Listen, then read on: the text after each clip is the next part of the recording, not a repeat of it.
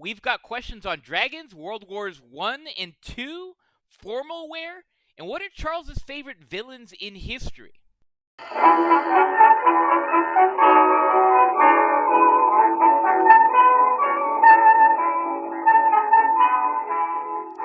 Welcome to another episode of Off the Menu, now being broadcast and podcast on the Crusade Channel. Talk radio the way it should be at crusadechannel.com. I'm Vincent Franchini from Tumblr House, here with a peripatetic Charles Coulombe. Peripatetic? You mean like I travel? Oh yeah, awful lot, yeah. I travel a lot. I'd say so. You're a traveler of the world. Move and groove? Yeah. What about the idea that I've spent my entire life from birth till death in Arcadia and Monrovia? What about that possibility? Have you ever considered it? That's not true, though. That would be a lie. Well, I know it's not true, but does that mean that it's a lie? Maybe it's an aspiration. Maybe it's a hope. Okay, well. Maybe it's a dream. I mean, imagine that your entire life was circumscribed by living in Arcadia and Monrovia, California, with perhaps the odd weekend jaunt to Sierra Madre just for, a milkshake at Mother Moo's and brunch at the only place in town.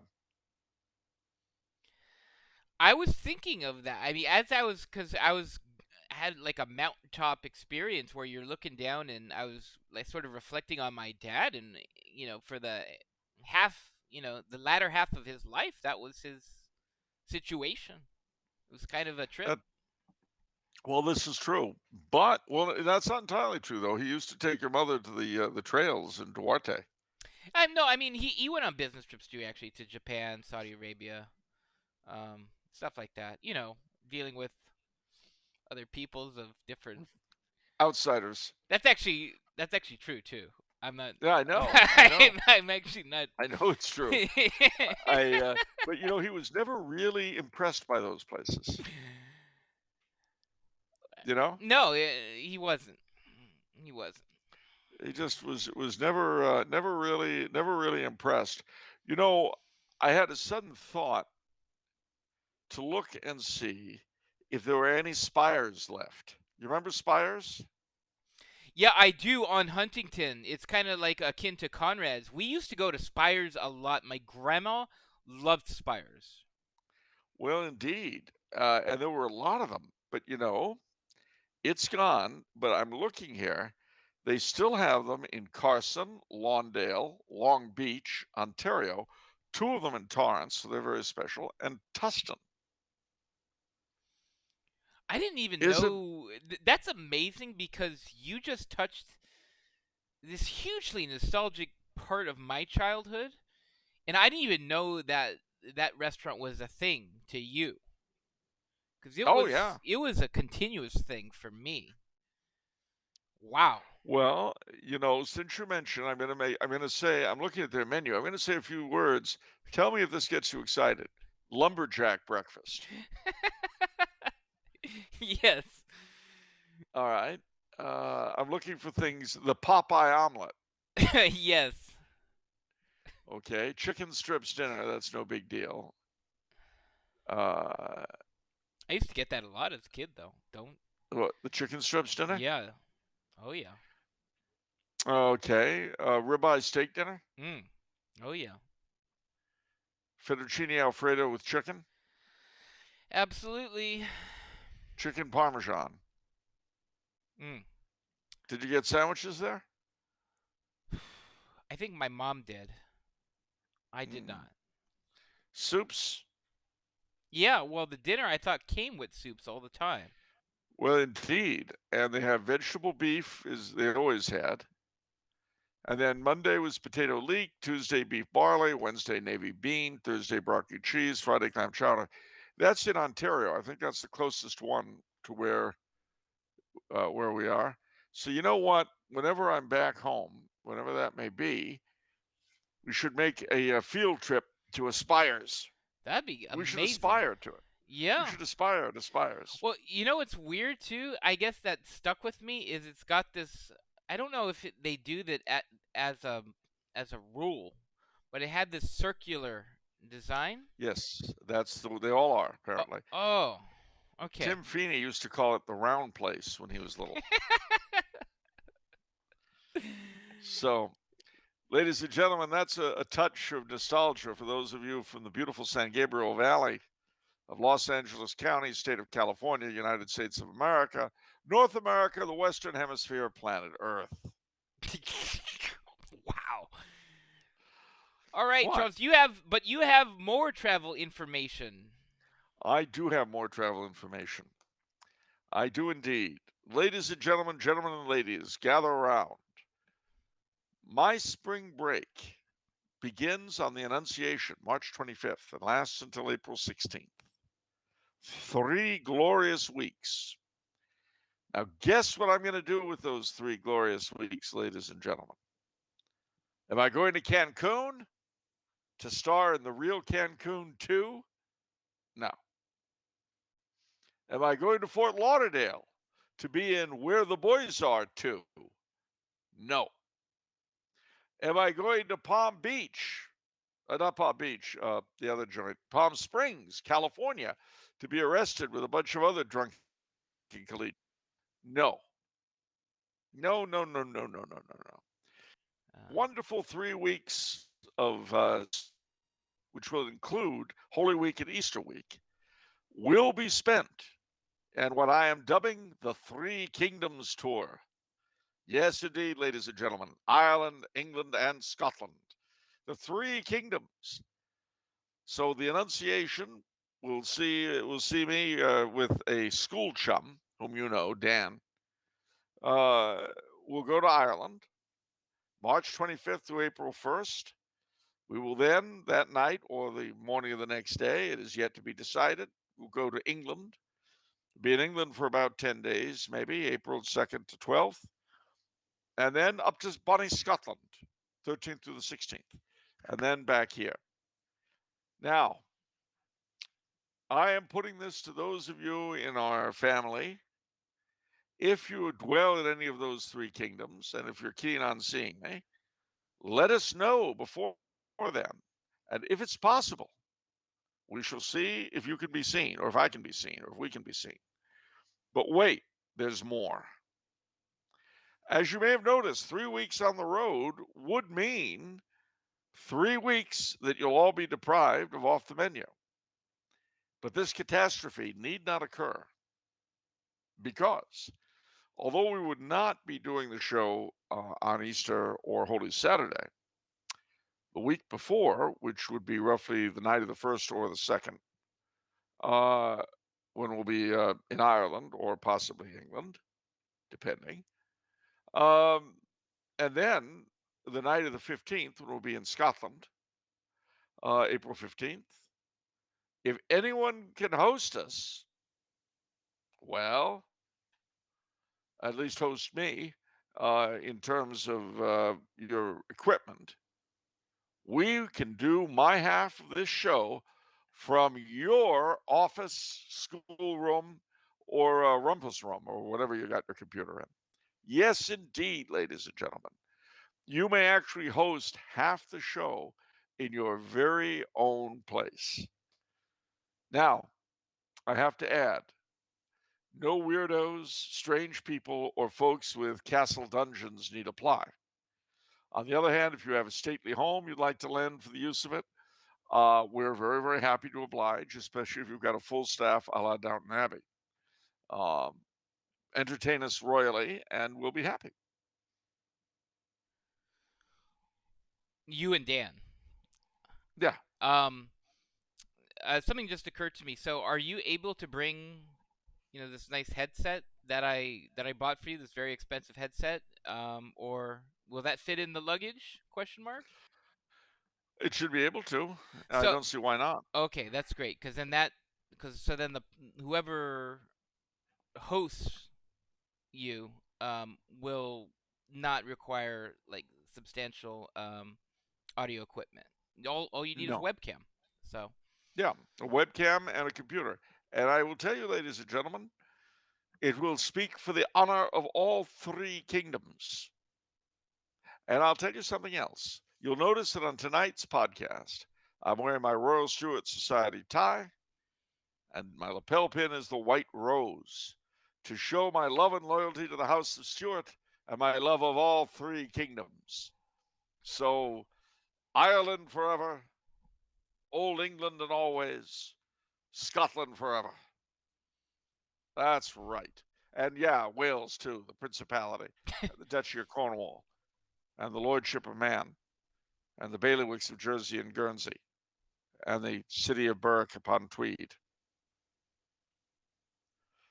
The whole realm, every inch of it, plus the dependencies. And you know what else?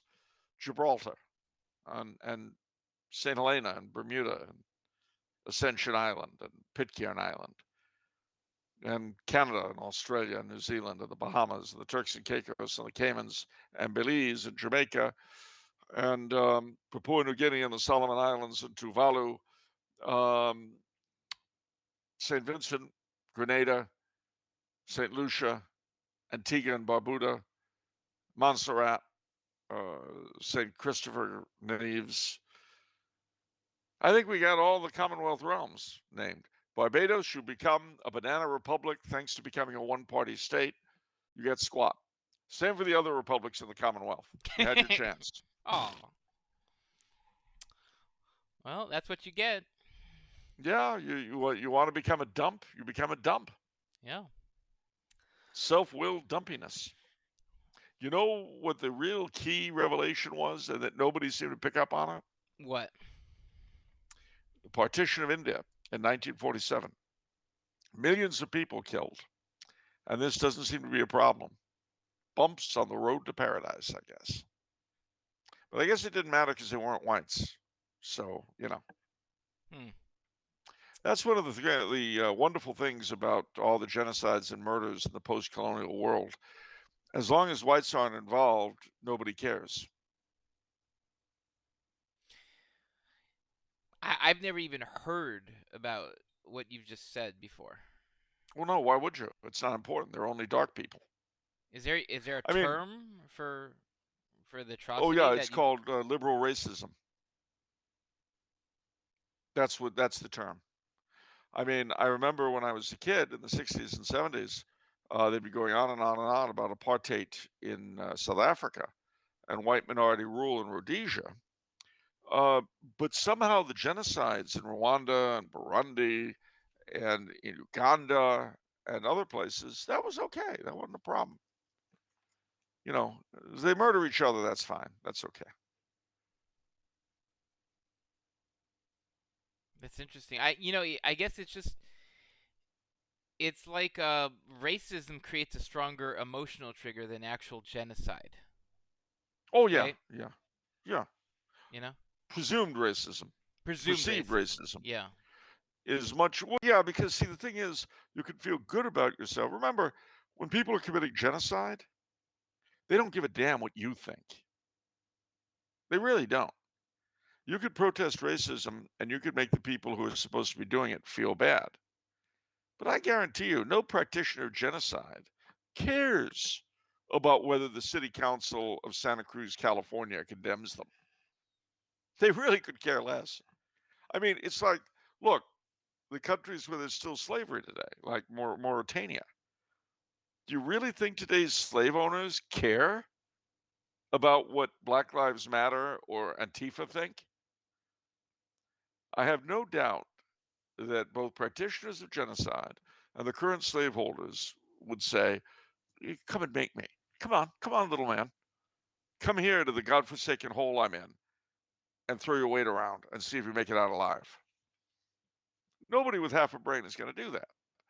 Whereas you feel good about yourself and you signal your virtue to others when you jump up and down about people who either will care or aren't in a position to say anything.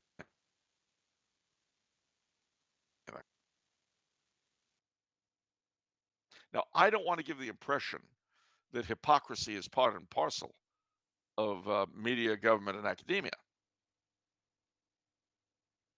I don't want to give that impression because, they do it so well themselves. If you know anything about them, that they don't need my help.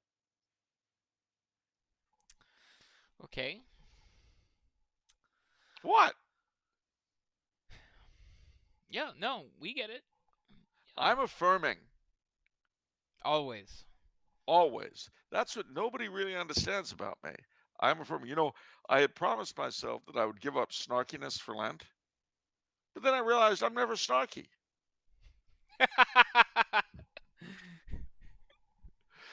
I'm just accepting and celebrative of people's lifestyle choices. And if someone decides to be what another less enlightened age would have called hypocritical, I celebrate that.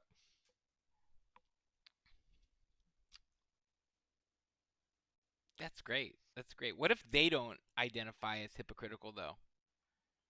Oh, they don't need to. I accept them as whatever they consider themselves. Okay. If they think they're virtuing, then I'm sure there must be. Wait, they're virtuing. They're Okay. virtuing. Yeah, that this is a continuation of the pre-show where nouns turn to verbs. And verbs turn to nouns. Yeah, adulting, coping, or no, well, cope. Yeah. Adulting is the biggest cope that those who need to virtue while really parasiting do.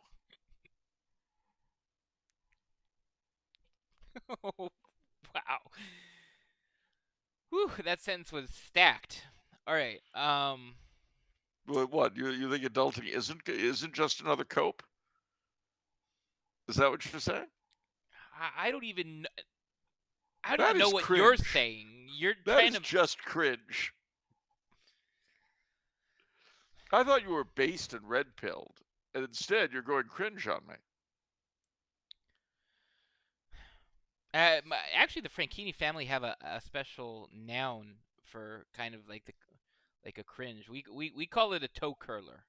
That's a toe curler, where A it's like toe it's curler. so bad where it makes your toes curl in your Now physical reaction to it. you used to say bump offing, Yeah, bump offing. Yeah, yeah, as that's in another one. yeah, it needs to be bumped off. Yeah, yeah. But we don't say that anymore, do we? No, no. I'm glad. It makes me feel safer.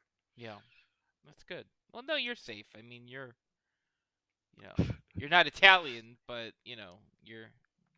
I'm still safe. you're. Well, the I'll never forget when your great uncle said to me, kid, you're okay. You'll never be a made man, but you're okay. Yeah, That was a compliment. yeah, you're a good fellow. Yeah, All right, are you ready for state of the week? I are. What do we got? This week we have Utah. Am I? Uh, no, Metah. Oh, I see. All right, No, very I don't know. good. I don't know where you're going with No, that's the right answer. No, this. Utah. Okay. Now we've got that settled. Well, to be honest with you, um, Utah. I have been through Utah, and there's a lot to drive through. The Great Salt Lake has always made me think of Mordor, the Nern. sad salt sea of Nurnen, away off to the south, as was described in Lord of the Rings. But the city itself is interesting, Salt Lake City. The Catholic Cathedral, the Madeleine, is beautiful. It is gorgeous. It's French Gothic, and they say that almost every Gentile in Salt Lake contributed to the building of it. So, yeah, I would definitely see the Madeleine. The Mormon temple is interesting. Us Gentiles can't go in, but there is a visitor center, which is worth seeing. Um, it's very strangely built. It has 4 towers. Uh, and I'm sure that the builders of it, who were mostly Yankees from the Northeast, a lot of them from New England, they built it to be impressive, and they succeeded. It's weird looking to my eyes, but it's very impressive. The Visitors Center, you can learn all about Mormonism, or at least the less bizarre parts of it. And there's also the Mormon Tabernacle.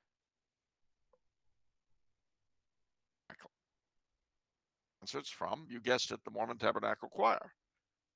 That is correct. That's where they operate out of. Beyond that, honestly, I mean, Wow. I really, that's what I've seen. I've run around Temple Square. They have a state historical museum in Salt Lake, and the Capitol building, of course, which is also worth seeing.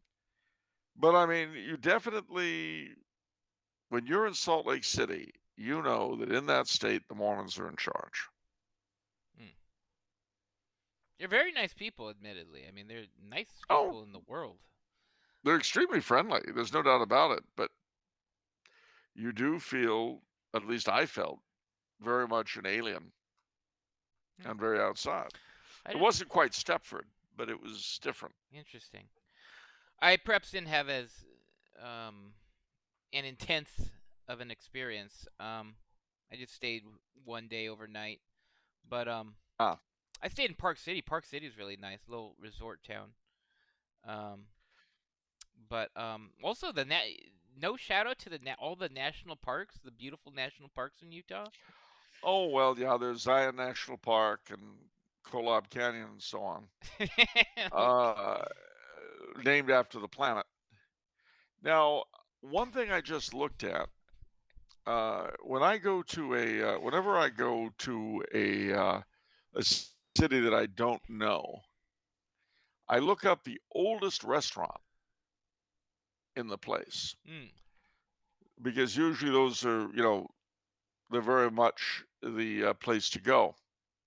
So here are the 3 oldest restaurants in Salt Lake City.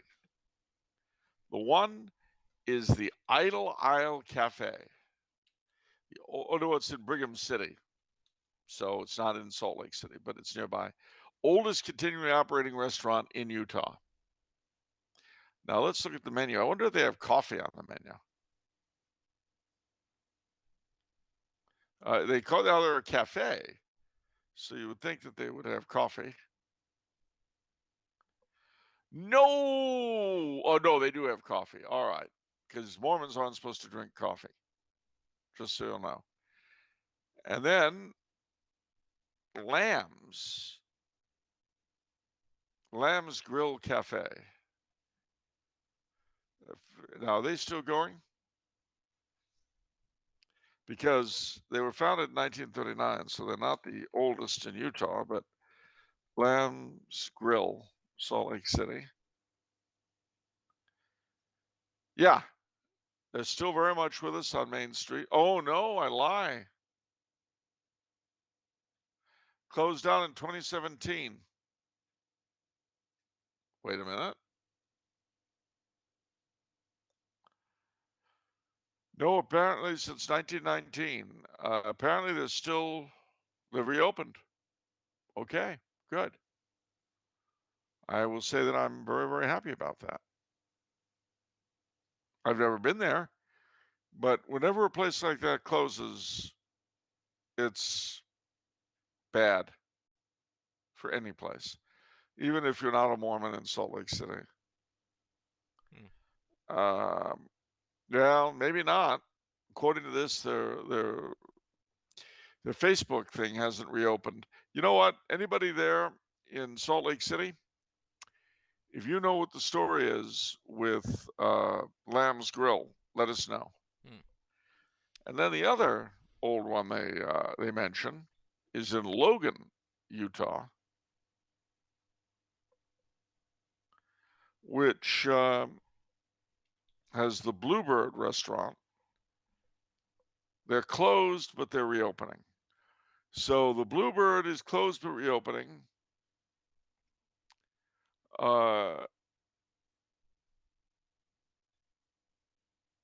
Lamb's Grill.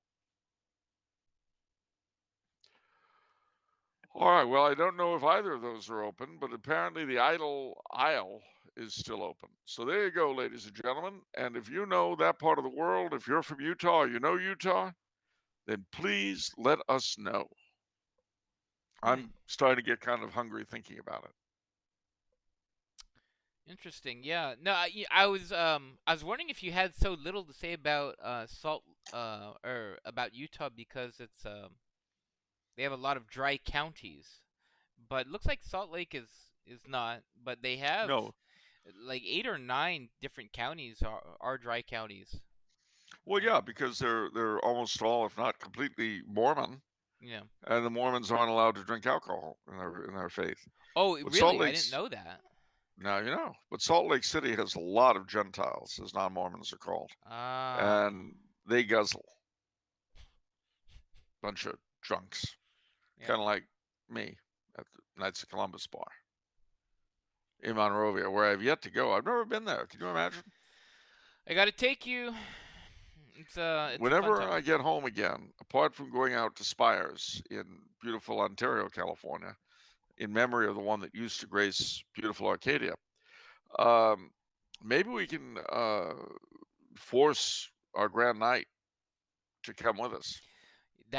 Yeah, I'd love to.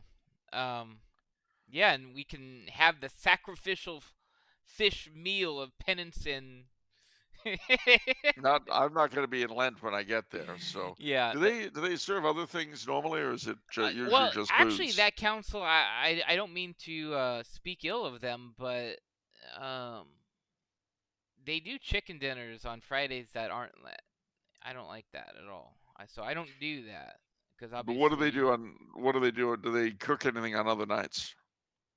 I mean, no Fridays. I mean, like every Friday, but they do chicken dinners. Um, Yeah, I realize, but they don't do anything on other nights, like anything. Thursday night chicken dinner or I don't know. Monday night steak or something. I do not know. I don't think so, but I could be wrong. It's very, very active council, so maybe. Um, I don't know. All right, we'll take that as read. Pause for channel identification. Off the Menu is now being broadcast and podcast on the Crusade channel.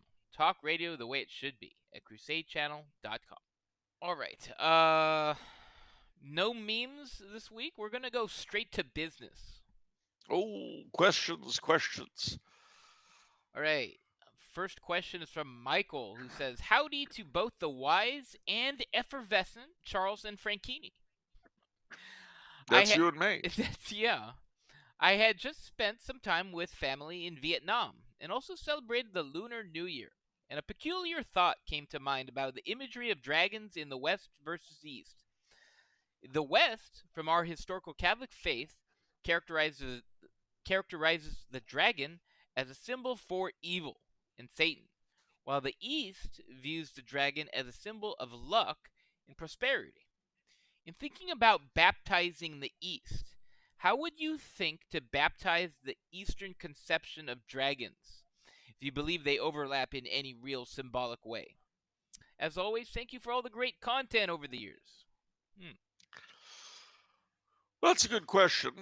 And of course, had he been in the beautiful San Gabriel Valley of California, he would have been able to celebrate the Lunar New Year, authentically instead of by imitation the way it's done in East Asia.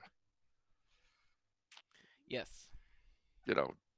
China, Korea, Vietnam, Japan, they all imitate what's done in the San Gabriel Valley, in Koreatown and Alhambra, Monterey Park, Little Tokyo, Chinatown, etc. Yes. You knew that. I knew that, Charles. And the real Tet is in Little Saigon in Westminster, California. Right. Vietnam imitates Little Saigon. All right. Do you have an answer? I had to make that clear for everyone who might be tuning in. Do I have an answer? The answer is I really, the two conceptions are so very different because, of course, the dragon in the West is so much a part of evil that even in the rite of exorcism, it refers to the demon, to the devil as the old dragon. Whereas in the Far East, the dragon is totally benevolent. Now, of course, some might say that that's a reflection of the old dictum from the Bible: the gods of the Gentiles are demons. Um, I don't know. I don't know how you could baptize the dragon. I really don't. St. George slaying the dragon, St. Michael slaying the dragon. Well, I mean, what? There's a third thing which we haven't touched on. Um, which I mean, Smog. we've taken questions on this before, but it's sort of the dragon as it appears on heraldry in the United Kingdom. It's on the Welsh flag. It is, but the Welsh flag, it comes from a legend of this. Well, where the red dragon comes from in Welsh heraldry, it's not a nice source. Basically, the story goes that Vortigern, the king who uh, managed to usurp the rulership of Britain, Vortigern wanted to build a fortress where he'd be safe from the Saxons in a place called Anglesey, an island in Wales. And he tried, but every time they tried to build something, it would collapse. And there was sort of ongoing earthquakes. Well, Vortigern heard from his soothsayer that if he could find a kid that was not born of a human mother and sacrificed him, that would be the end of the shaking and baking. So they found a kid who was born of a woman who claimed that she had been impregnated by an incubus. So he had not been born of a man. And this child was named Merlin. So Vortigern had him ready to be sacrificed by the remaining druids he had employed, although he was nominally Christian. When young Merlin up and spoke and said, "If you don't sacrifice me, I will tell you what the problem really is, and you could be free of it." So Vortigern said, "Okay, well, it's interesting that someone as young as you can speak at all, so tell me what you got to say." And Merlin, for yes, it was he, the future elderly wizard and guardian of Arthur, said, "Beneath the area you're trying to build," it wasn't Anglesey, it was Aberfrost, sorry, um, are two dragons, one white, one red, and they're constantly fighting. So dig far enough, let them out, and the ground will stop shaking. Well, they did just that. And the white dragon jumped up and was pursued by the red dragon, who then they vanished. But the red dragon ever since has been taken as the banner of Wales. Merlin then told Vortigern, "Well, there's good news and bad news." And Vortigern said, "Oh, okay. What's the good news? The dragons are gone. And if you had the time, you could build your fortress." "Well, great. What's the bad news?" "Bad news is you're not going to have the time because since you're a usurper, someone is coming to get rid of you." And that someone was called Ambrosianus Aurelius, who was a Roman Briton. Vortigern was dispatched. Ambrosius Aurelianus, whatever his name was, became king of the Britons. He in turn died after a fairly long reign, during which Merlin got a lot older all of a sudden. And he was replaced with his brother, Uther Pendragon, who took that red dragon as his symbol to show that he was powerful like a dragon, stronger than his enemies. And Uther consulted Merlin on how to get a married chick he wanted badly. And Merlin told him how to do it. But he said, "There's a price to be paid. And the price is when she gets pregnant, I want the kid." And so he went to war. The woman's name was Igraine. Her husband was the Duke of Cornwall. Uther went to war with him. He came out to meet him, and while the two armies were fighting, Merlin made Uther look like the Duke of Cornwall.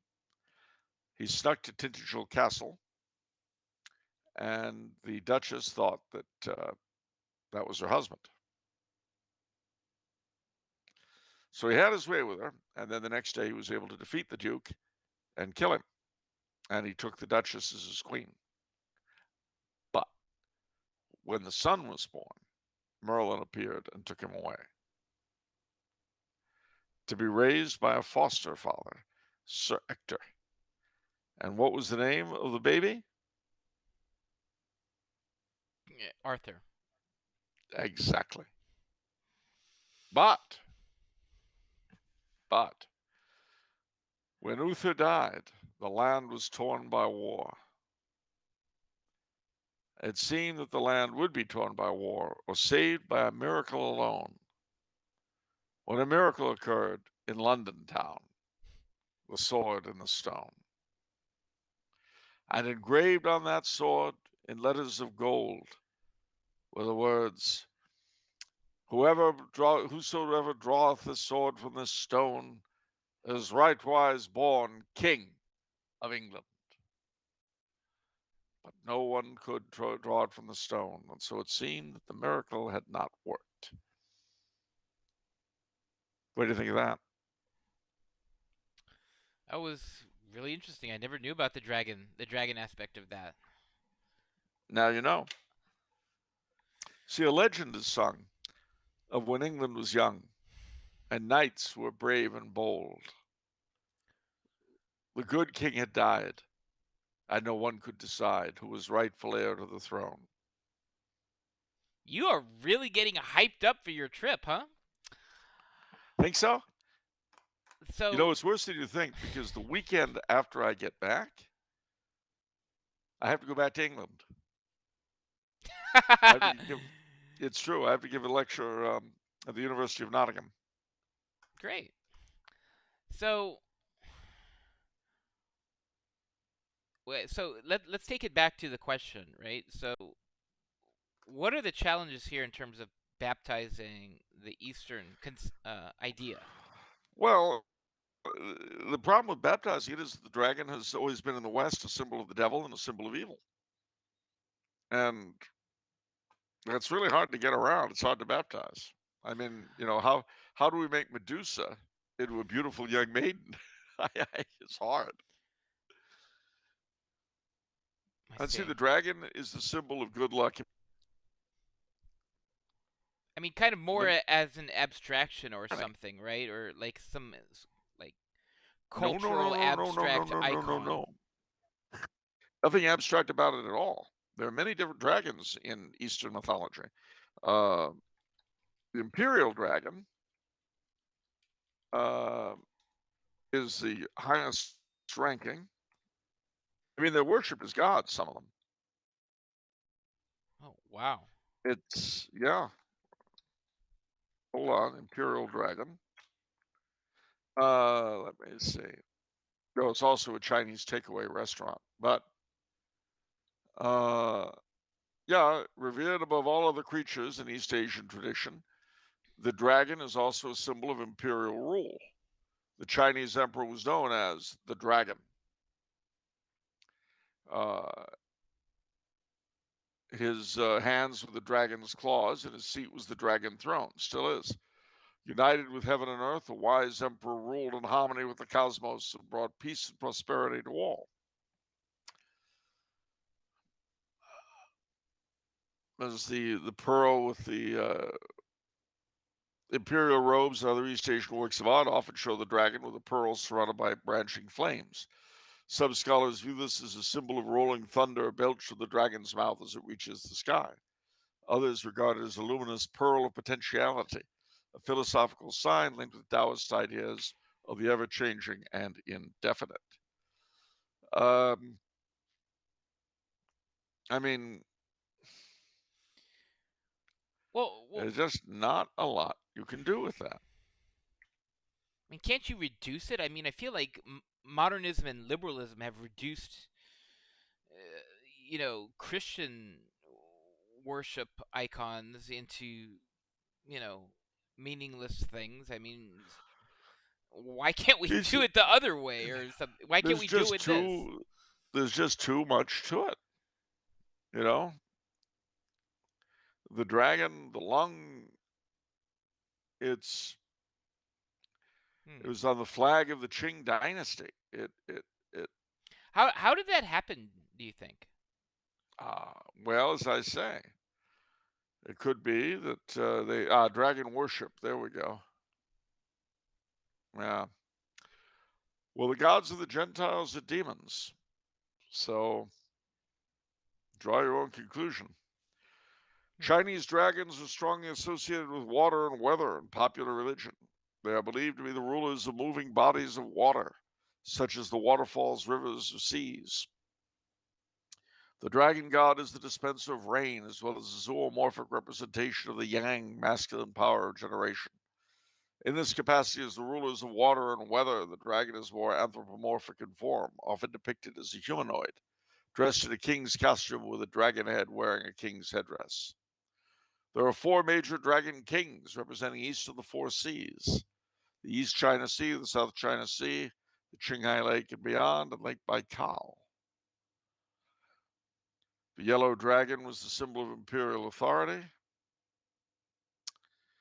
Today, the worship of the dragon god is celebrated throughout China with sacrifices and processions during the 5th and 6th moons, and especially on the date of his birthday, the 13th day of the 6th moon. The folk religious movement of associations of good doing in modern Hebei is primarily devoted to a generic dragon god whose icon is a tablet with his name inscribed. I mean, I just don't see how it can be done. All right, fair enough. Alrighty, moving on to an excellent question from Helvicio. Really well worded too, might I add. Um, so Helvicio says, "Who are your favorite 5 villains in history and why?" Let's define villain as someone who may have had admirable qualities, but fought against the good guys. For example, the Hussite general Jan Zizka, or King George III, or a truly immoral person who is nevertheless interesting to read about. For example, Caligula or Genghis Khan. Well, I wouldn't consider George III a villain, so fine, Oh, George I left Washington. I left something out. He said, "Yes, I did mention King George III to see if I can rile up Charles. Let's see if it works." It didn't. Yahtzee. It didn't, but I'll say George Washington, Okay. Napoleon Bonaparte, uh, Juan Perón, uh,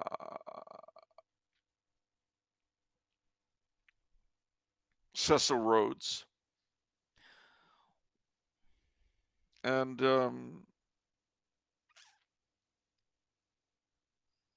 Who is the king that like ended the Great Schism? Did he wasn't he like really rough and then he was he Emperor Sigismund. yeah, wasn't he a wild guy in before that? Wild enough, but I wouldn't consider him a villain. Okay.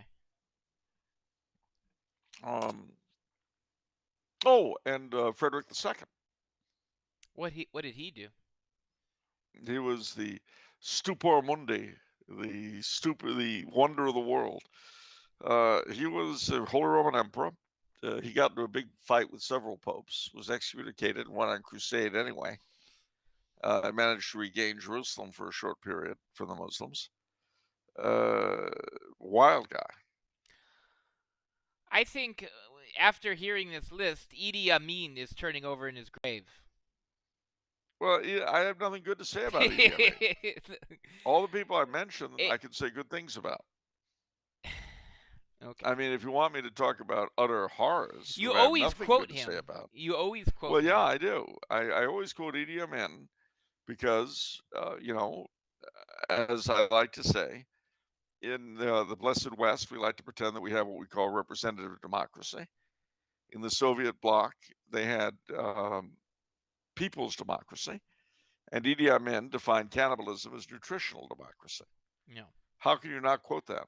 But if you want 5 people who are utter scum villains, I would say Joseph Stalin, Mao Zedong, Adolf Hitler, Idi Amin, and Karl Renner. Okay. There you go.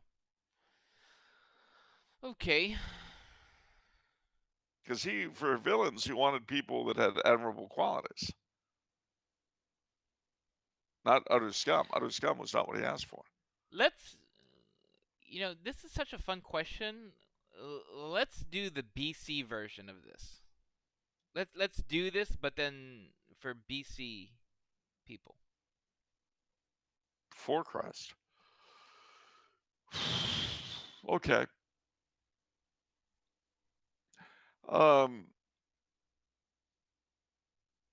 Hannibal. Hmm. Sulla. Who's that? Sulla, Roman dictator. Oh, interesting.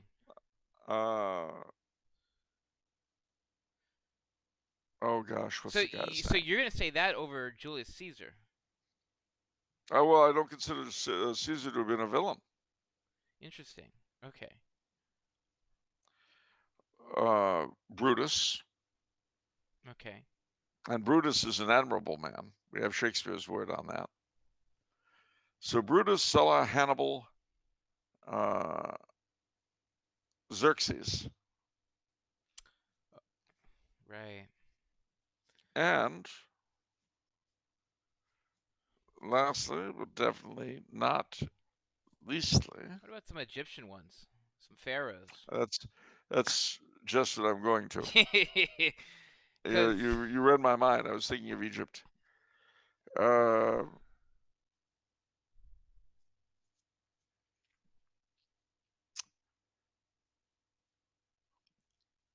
Well, we don't know his name, but the one from the Old Testament, of course. interesting. Yeah, that's Go down Moses, way down in Egypt land. Yeah, that's a good one. That's a very good one to list. Oh, and if you were to ask me strictly American, Yeah, let's do that. all right, I keep Washington, FDR, JFK, um,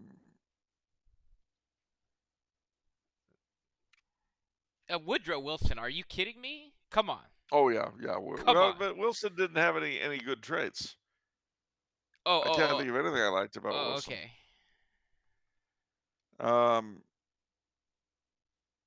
I mean, there were Oh, things I okay. liked. You're going with things that have some admirable people who have some admirable. Okay, I That's was. what the question was about. So I'd say Washington, FDR, Kennedy, Lincoln, and let's see who else.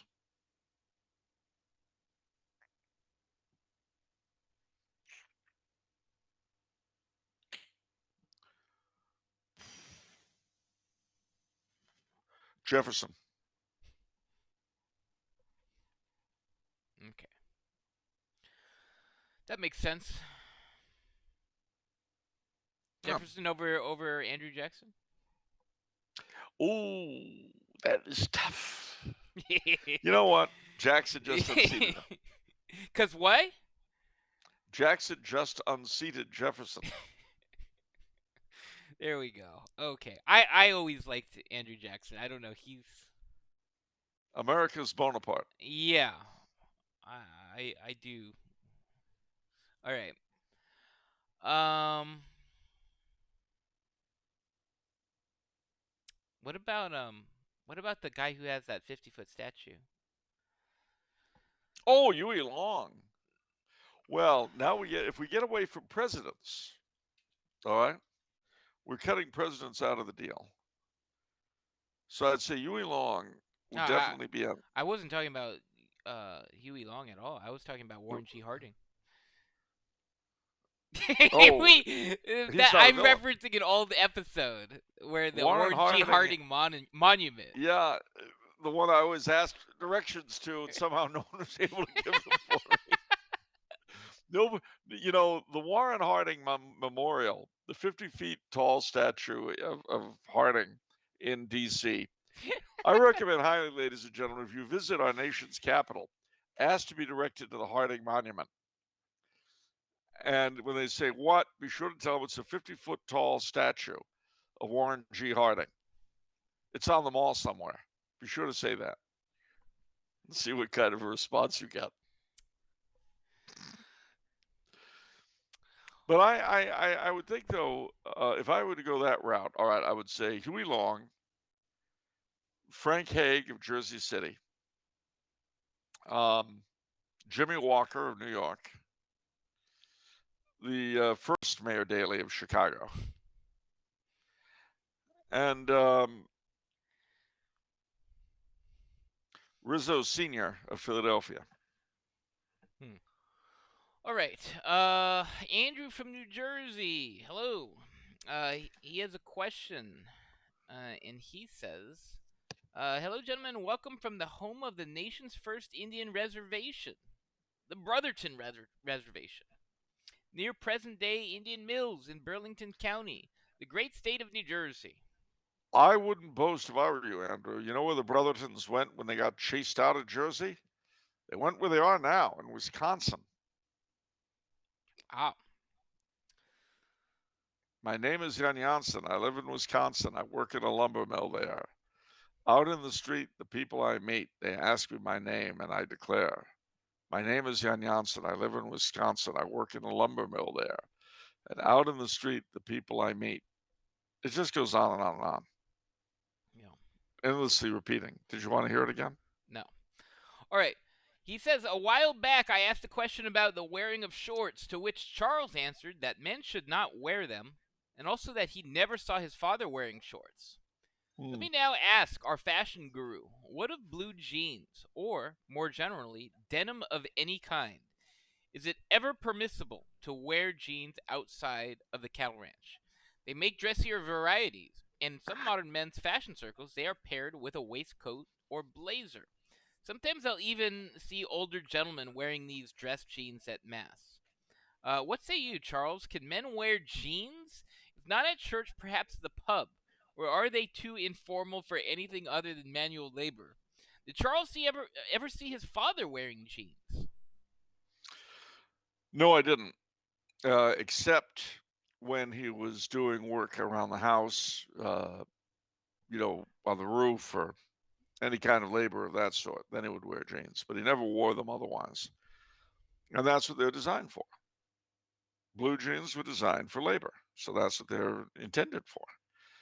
Now, the fact that you'll see older men wearing them doesn't signify, because those older men are my generation and our taste is garbage. So, speaking generationally, so I will tell you, don't wear blue jeans unless you're working, because they're working man's gear. Denim is meant to be a durable cloth for hard work. You're working in the garden, you're working on the roof, you're working in the garage, you're cleaning the car, you're practicing ballet, all that. I really relate to Andrew's question. You know what it reminds me of? It's like, I mean, it's not on this level, but it reminds me of, like when people are going on a diet and like they sort of know what's right, but then you have these sort of questions there that kind of where you want to hold yourself to a certain standard, but you're also trying to like Weasel out. weasel out. It's like, okay, can you have You know wine? what it, Can you have you know, chocolate? If dark yeah. chocolate's okay, it's good for the heart. is See, it see permissible? what it is. You're using adulting as cope. Oh man. Um, Adulting as cope. That's right. Adulting is cope. All right. I mean, it's just cringe. Ad- Adulting as cope is cringe, and that's red pilled. It's based to say that. It's based and red pilled to say that adulting as cope is cringe. All right. We Let have me to move repeat on. for the sake of our studio audience one more time. It is based and red pilled to say that adulting as cope is cringe. Okay. You feel better now? No. based and red Oh, pilled to stop say, saying it. Stop saying that. Okay. what is wrong with saying it? It doesn't matter. Just respect my wishes. All right. Ho, ho, ho, ho, ho, ho, ho. The veneer of democracy is shredded by the imperial dragon. This was never a democracy. This isn't Tet. This isn't. The imperial dragon has no business shredding reality. This isn't democracy, and I'm not asking. All right. Ooh, that was cringe. Wow. All right. So anyhow, Andrew, just don't do the jeans anymore. All right. Just think a grown up, Andrew. Don't worry about it. But I feel you. I definitely feel you. All right. That's weird. Yeah. All right. Since I feel me. you feel you. I feel as me. Yeah. All right. Pause for channel identification. Off the Menu is now being broadcast and podcast on the Crusade channel. Talk radio the way it should be at crusadechannel.com. Since he has another question. Since even before the start of his reign, King Charles III has been getting props for traditionalists for his rightward-leaning traditional views on matters ranging from church and state to architecture and urbanism. Yet, in the most historically accurate television show of all time, The Crown, Ha, ha, ha. Prince Charles is Ha. shown as a Cringe. progressive, desiring reforms to the monarchy to make it more quote-unquote inclusive, modern, and relevant. Is there any truth to this? Furthermore, what does Charles make of reports that his coronation will be scaled down, with the king not wearing the traditional regalia, the possible removal of Koh-i-Noor diamond from the crown used to crown Queen Camilla, and featuring so-called LGBTQ and refugee choirs doing performances? If trad, then why gay chorus? Well, you'd have to ask the Holy Father about that. Not that he claims to be a trad.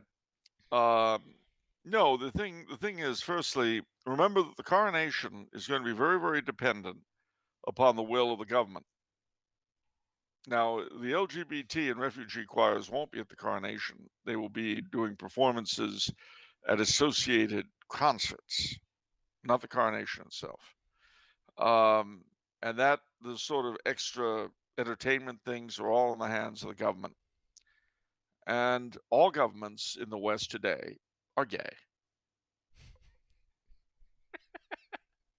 If you don't believe me, remember our Surgeon General who's trans with her date who was a tranny at the French Foreign Ministry last year for Bastille Day. The one that the date was the one that later got popped for stealing women's luggage in airports as a sort of weird fetish. There was a picture of the happy couple, and it was really bizarre. And of course, don't forget that all of our embassies overseas have the rainbow flag. So I cringe every time I pass by our embassy here in Vienna. See that thing waving, and I'm like, that's what my country is now, the gay United States of America. Okay. That's what we are. Well, the same is true in Britain and France and all the other countries in different ways. Now, the truth is about the king that I suspect he is both. He looks back to tradition and he wants to bring it forward to the present.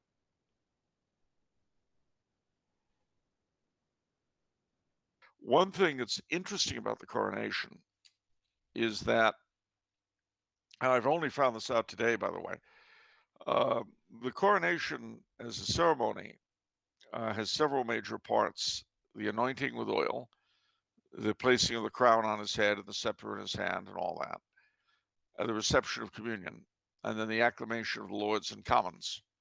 Those are the basic elements of the thing. And of course, his taking the oaths. Now, what is interesting is this. The coronation, which is taken from Catholic rites, actually, one of the interesting things about looking at the coronation this time is that it is an Anglicanized version of a Catholic rite. And this particular rite, with the exception of the oaths, was actually approved for use by for James II in 1685 by the Pope of the time, who gave his permission for James to go through it. And it is an English translation of a medieval Catholic Latin rite. But the looking at it will give you some vague idea of what Catholic coronations were like before we got rid of them one by one.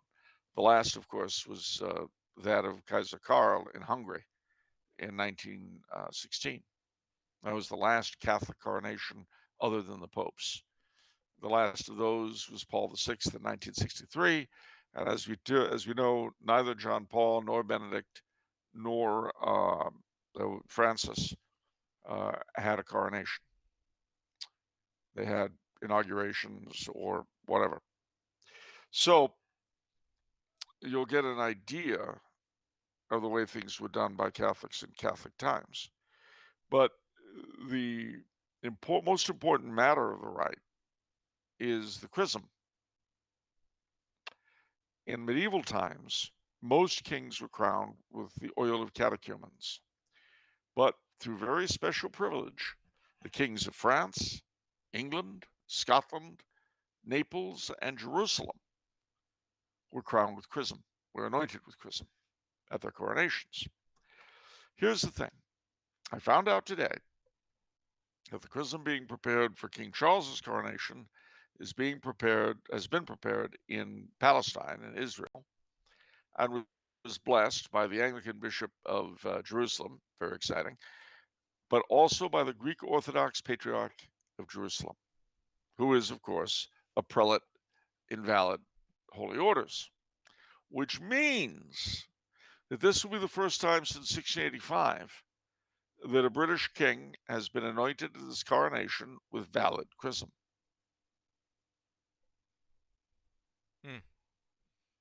Now that's cool. really kind of amazing. That's pretty cool. Yeah. Now, whether, of course, it has any real effect on him will depend entirely on his dispositions, which is something we outsiders can't read. Kind of like when you and I got confirmed, or anybody else gets confirmed.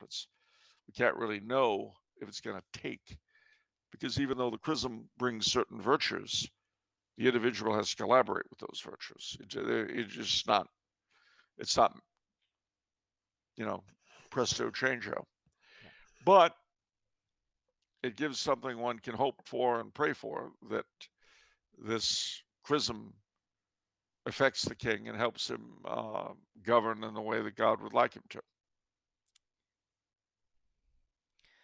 Since we're talking about coronations and since we're talking about chrism, I feel an obligation to ask that you tell everyone the story of King Clovis and his coronation. Well, indeed. The Clovis was in 488 was baptized by Saint Remy at Reims. He was baptized in the river with all of his noblemen, and then Saint Remy offered to crown and anoint him, but he had no oil. So the Holy Ghost descended with the Holy Ampulla, and Saint Remy was able to use it to crown Clovis as King of the Franks. That accomplished, that chrism was used in the coronation of every king of France from then until Louis XVI in 1774. During the French Revolution, a mob broke into the cathedral at Reims and smashed the ampulla, and then went off to wreak mayhem elsewhere. But a priest of the cathedral saw the whole thing, and quick as a wink gathered up as much as he could of the contents of the ampulla, the chrism, which was solid, and he hid it. Well, some years later, 1825 comes along. The new king, youngest brother of Louis XVI, Charles X, is to be crowned. What are we going to do? The priest emerged and he said, I got just what you need right here. And you could see and so Charles X was duly crowned in 1825, the last French king so far to be crowned at Reims. But the Holy Ampulla, or at least the new version of it, is still there with the chrism, awaiting the next king's coronation. And the sooner the better, says I. Wow, I didn't know the chrism was still there. That's pretty cool. Yeah, it is. I've seen it with both these eyes. And I've seen quite a picture of the Duc d'Anjou, the legitimate heir to the throne, holding it. That must have been, I mean, I can't even imagine what was going through his mind. Well, can you imagine? You're the descendant, literally, of generations of men who were crowned with this thing, with this oil, and I you're holding it. I know. That's why it's so. As you say, you can only you can't even imagine what he's going through his mind. No, no way at all. You know that he must have been based and red pilled. It's highly unlikely, though, that he was adulting his cope, because that would have been cringe. Okay. You okay? Yeah. I just Do you feel cringe? had some. Yeah. Okay. No. But Are you virtuing? Okay. I'm parasiting right now. That's for sure. All right. Final question is from Cal. Uh, and so Cal says, "All hail Vincenzo the Vivacious and Sir Charles the Chivalrous. Having done some research on the First World War and its aftermath, it has become apparent that this conflict truly broke the spirit of Europe as the world knew it. As Charles surely knows, nowhere was this more apparent than in the states that succeeded the collapse of Austria-Hungary. It seems that World War I initiated a nihilistic spiral for Europe from which it has never really emerged. Especially given that other continental conflicts, like the Napoleonic Wars, preceded this war by a century or so. What was it about World War I and perhaps World War II as well that seems to have sapped Europe of its former essence? Furthermore, is the aftermath of the world wars somehow connected to the decline of the Christian faith within Europe?" Wow. Well, one word, which is you bet. Absolutely. The two world wars, horrible as the French Revolution and the Napoleonic Wars were, at the very least, they didn't have the technology that the two world wars did. And they killed a lot of people, but not the same proportion of people, the same number of people. And also, remember, especially in the First War, it was the brightest and best from all over Europe that got it. It was the brave-hearted and true who were first in the field and fell. A great many of what were left were not the pick of the litter, shall we say. And because so many wonderful things were used to justify the conflict, a lot of those things were discredited in the minds of many by what they had been through. Are we fighting for patriotism and for a country, God, country, and empire? Well, then those things must not be very good considering the amount of misery they've caused. Now, obviously, if you were to be honest and you would say, well, actually, it was all done in the name of freedom, then you would say that freedom is the problem. But we're never honest. So, we can't be, because that would be adult. And as we know, adulting is cope, which is cringe. And I Yeah. think it's based in red pill to say that. Yeah. But at any rate, the thing is that in many, many ways, the heart and soul went out of Europe with those two wars. And it's not yet returned. There are a lot of reasons why it was that way, because we already had problems in the church. We already had the social issues that many of the people who wanted to get into World War I thought the war would solve in terms of pulling people together, and it had just the opposite effect. It made them worse. The great issue of the 19th century, which carried into the 20th, was how to really integrate the industrial proletariat into society, as opposed to turning socialist and hateful. Well, that was never really solved. All that happened was that they went off to die alongside everybody else in the Great Wars.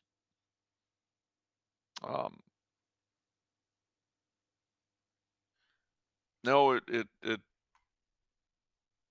we have yet to recover from it. You know, it's funny. In 1914, one night in Whitehall, Lord Edward Grey, the foreign minister, saw the street lamps being put out, and he's made a very, very famous statement, which has been quoted endlessly since then. He said, "The lights are going out all over Europe. They shall not be relit again in our time." And they haven't been. Not then, not now.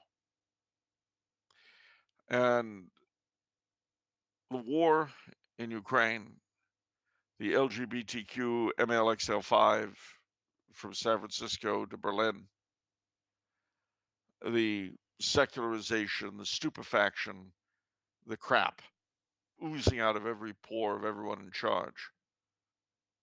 It all stems from those wars.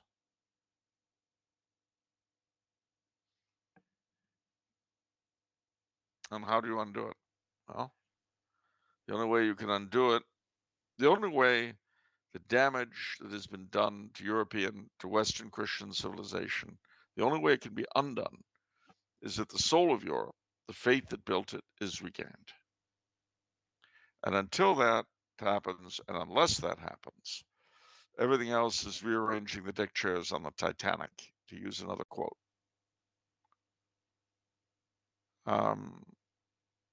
I can't possibly get more based or red-pilled than that. If you really, I mean, the sickness of Europe also is a sickness that affects the daughter countries. It affects the United States and Canada and Australia and New Zealand and Argentina and Mexico and Brazil and Colombia and Cuba and the Dominican Republic and Haiti and Chile and Paraguay and Uruguay and South Africa and India and Thailand and everywhere. That hideous strength, that negation of all that is true and good and beautiful.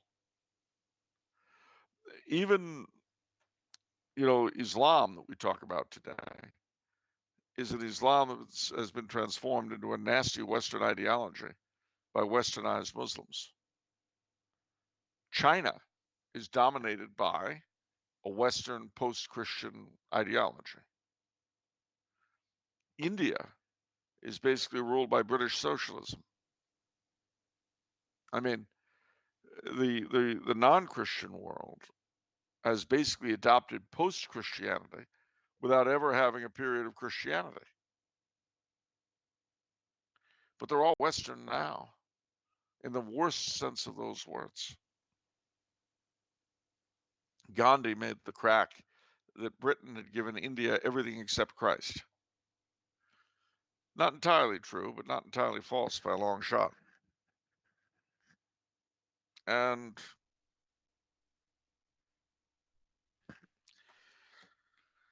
what the world needs now is not peace or love in the abstract. What the world needs now is Jesus Christ and his church and his sacraments and his kingship and his mother's queenship and the fellowship of his saints and his angels. That's what the world needs. And everything else, all of our human institutions, ecclesiastical and secular, or ecclesiastical and temporal, will be revitalized and be reborn if, as, and when enough of us have accepted that. Until then, Until then, you can vote. You can vote for Biden or Trump.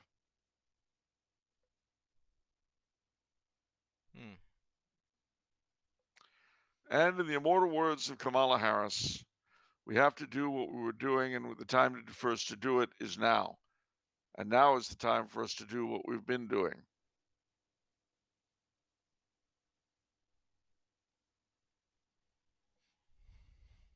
Well said. Well, it just shows that adulting really is cope. Unless it's cringe.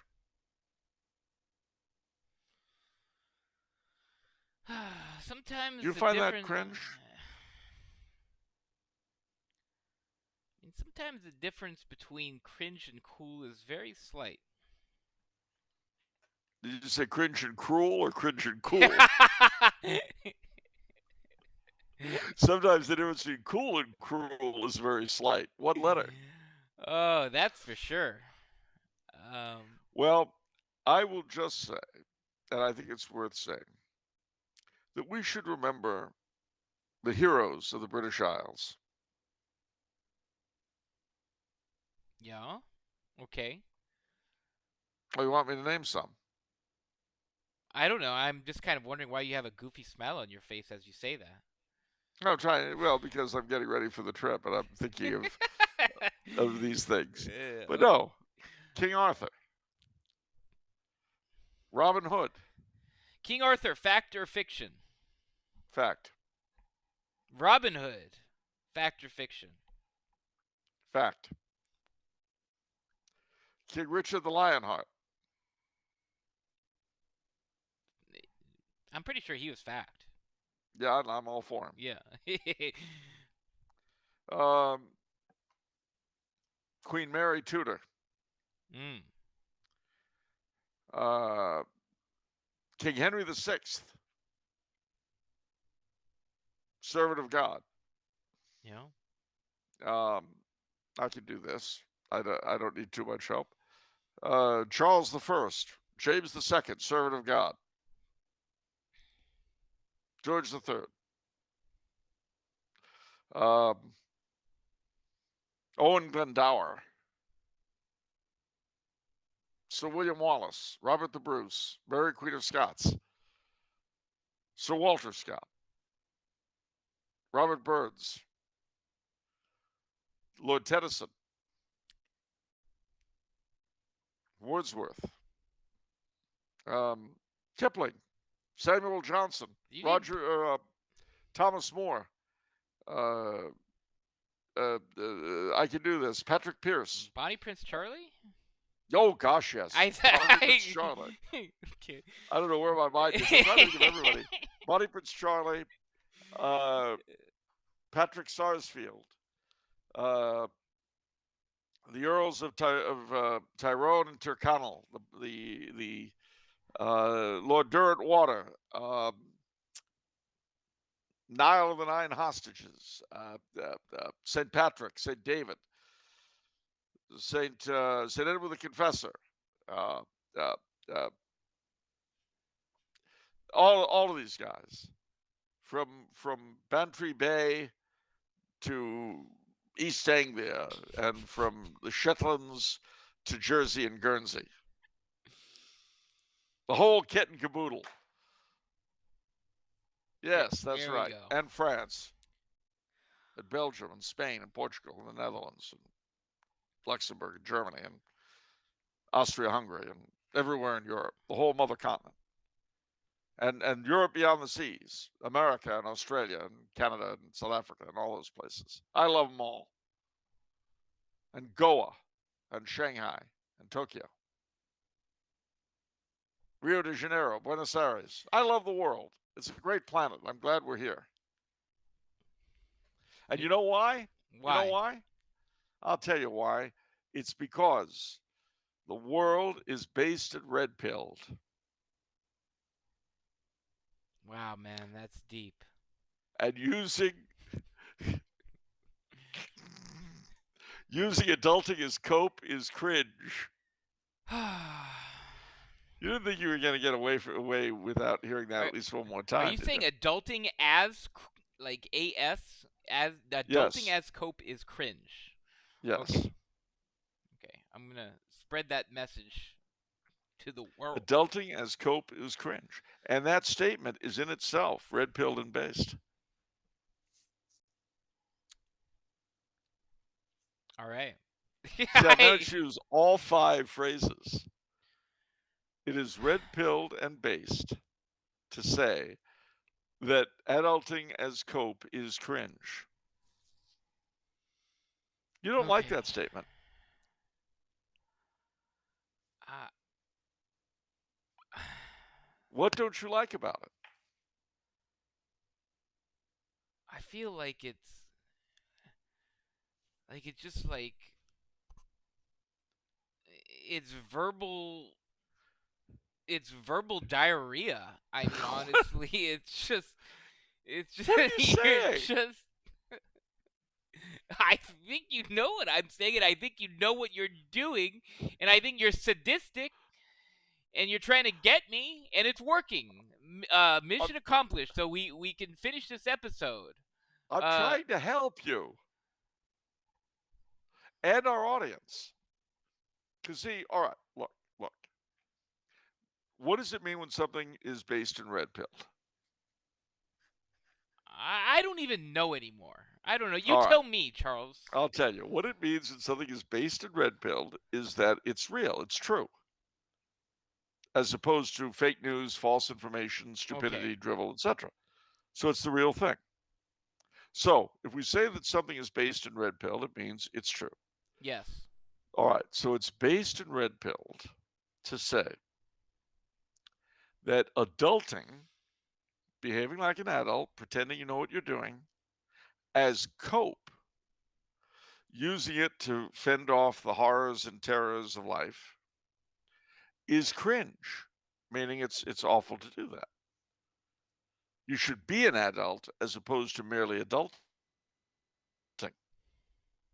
let alone adulting as cope. Well, I mean, it looks like you won the bet with whoever you bet on whether or not you What could the? put all these words in one sentence. So pay up, loser. You owe Charles $20. Well, I that's mean, true. How did you know it was that's 20 what this bucks? feels like. That's what this How did you feels know it was like. 20 bucks? It was 20 euros, but how did you know that? I just. I mean, this is like that guy who did the song where it's like, I bet you can't do a song based on the next thing you hear, and then Yeah, he ends up doing it, and then that's like that's the Miss song, Otis and so it's regrets. like, Yeah. and then that's what you're doing now. I feel that shows a deep contempt for your audience and a lack of respect. Okay. Firstly, I respect my audience a great deal because they give me a point in my life and make an otherwise empty existence somewhat meaningful. But Yeah, filled with money. well, that does it. Yeah, that's helpful. But no, seriously, uh, I will admit that there was something of a wager that I couldn't use these 5 words in a sentence. And it was pointed out to me that these 5 words are very popular amongst young people. And so I had to come up with a sentence that young people would understand and that would have a meaning. And I think I've done that.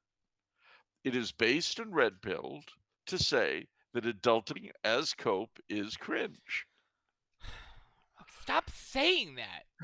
Why? What is your problem with it? It's just you're. It's just like you're hitting me over the head with a hammer every time you say that. It's just like I enough. don't I don't I understand why you're so upset with it. It's a straightforward concept. You want me to say it in English? No, I don't want you to say it. I'll be dreaming of it tonight. No, I'm not going to repeat I'm not going to repeat this version. I'm going to say what it means in regular English. No, I know. We've already gone over it, okay? It's super deep. We're going to be meditating on it all day. But I do just have one question. What is it if it's Monday? Hold on. Hold on. I'm not using this as cope. I can say this. I can say it. I'm gonna adult this. It's Monday, so it must be off the menu. And what about the soul you save? I'm going to be based in red pills with this. The soul you save, this isn't cringe. Maybe your own. We'll see you next week, everyone. You bet, ladies and gentlemen. And remember, those of you fortunate enough to live in the three kingdoms, prepare. We're coming your way. I'm looking at you, my Lord of Norfolk. Better get Arundel Castle ready for a broadcast.